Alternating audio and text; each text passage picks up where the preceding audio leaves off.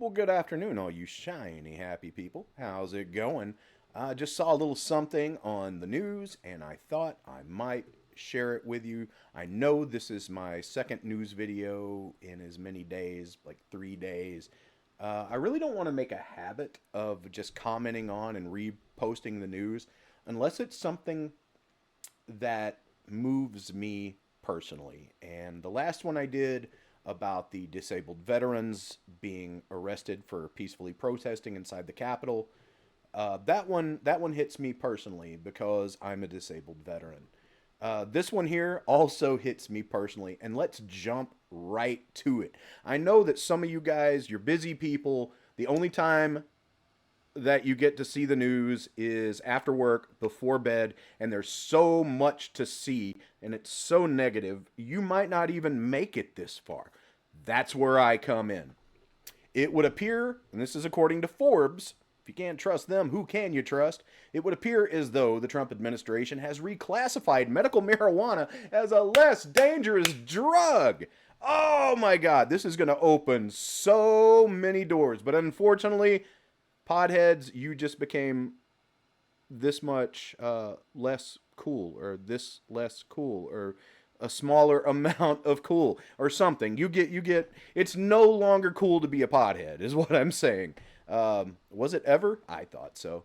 Here we go. Okay, let's kind of skip through this. Now, this is something that Trump signed an executive order about in December, and I thought it was just going to kind of stall because we never heard another thing about it, really. All right, here we go. This is according to Forbes and their reporting. The move will not legalize marijuana for medical or recreational use under federal law, and it never has been. From the time that medical and recreational dispensaries have been opened in certain states in this country, the federal government has gone into a few of them here and there, bully the hell out of them, shut them down, and then 100 more reopen. That's been going on now for over a decade. But move will not legalize marijuana for medical or recreational use under federal law, but instead move state licensed medical marijuana from Schedule 1, which is the same as every other illegal drug that they pull off the streets and take pictures of and stand there with all their cop friends and their dogs and their Bud Light and whatever, and they're like, "Smile, Billy," and they all take a big picture in front of like hay bales of marijuana. Anyway, it's gonna be moved from a Schedule 1 to a Schedule 3, aligning it with dozens of states that have already legalized medical marijuana. Schedule 3 drugs are like Tylenol with codeine. All right, move along a little bit here. That's pretty, bud.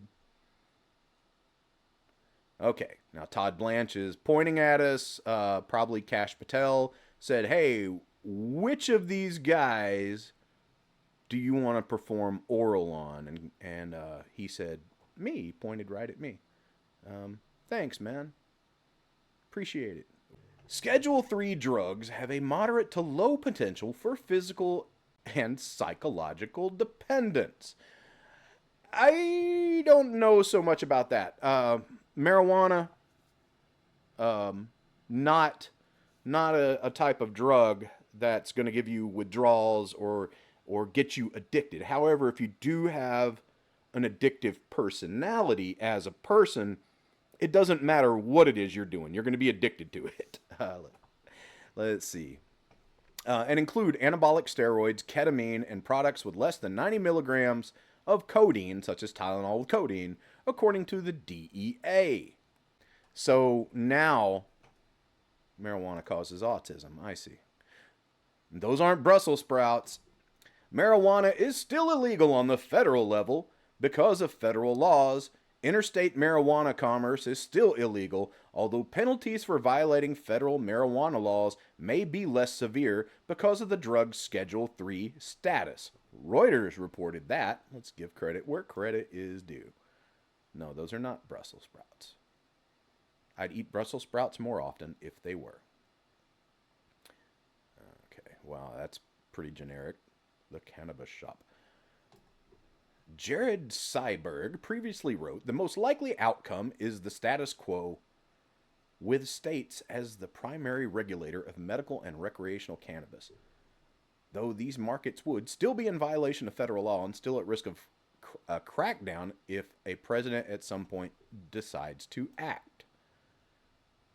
I don't know why they would, because damn it. Yes, there's old Sleepy Joe. This all began under his leadership, and then Trump continued it, and he ordered Pam Bondi to do it. Now she's no longer employed there. Todd Blanche is. Preach Truth, Toke Joke, Shoplift, Amazon. Marijuana is now one of the lame drugs.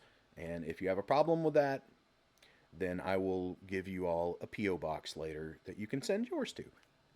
Yeah, have a good one. Bark.